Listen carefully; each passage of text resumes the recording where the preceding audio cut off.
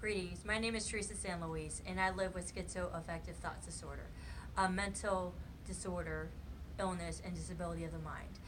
I was born with that, with an inclination towards that, and at age 19, I was diagnosed with schizoaffective thought disorder as a sophomore in college at the University of Notre Dame. Um, I love to share my story because back then, I did not have any role models or people that could guide me through this except for the psychiatrists and psychologists at Notre Dame and the staff there to help me get through the challenges that I had to suffer and maneuver through during college. But overall, I love to tell my story of how I've recovered because I've been really blessed with a lot of support, strength from God, and a lot of opportunities to pursue education, work with disabilities support services at my colleges, and get the help that I need to maneuver through very difficult schoolwork, deadlines, and 2 jobs even during grad school. So my story is a little bit unique because I play the piano and viola, and I founded a program years later after being diagnosed, exactly 20 years later from being diagnosed, called Tuning Out Stigma.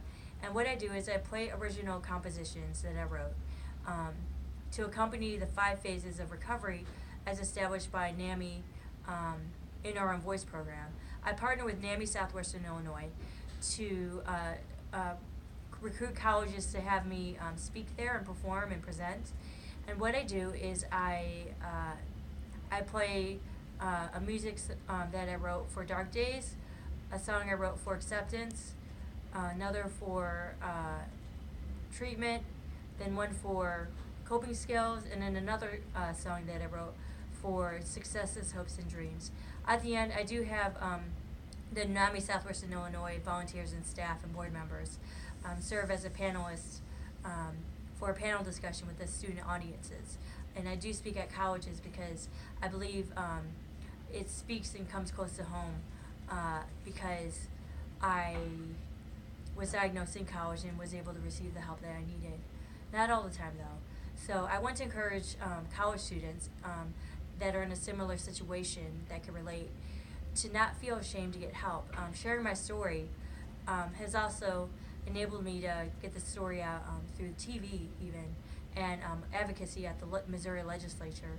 I spoke at a Senate committee budget meeting in Jefferson City to oppose a bill that would have made it difficult for people on Medicaid to have access to antipsychotics. And the bill, fortunately, was defeated. That would have been harmful for those people on Medicaid. And I did write a letter to the St. Louis Post-Dispatch. And perhaps that might have been effective to sway the vote. So overall, telling my story has been incredibly healing, empowering, and encouraging as I have been able to really encourage others to that no matter what you're suffering, don't give up.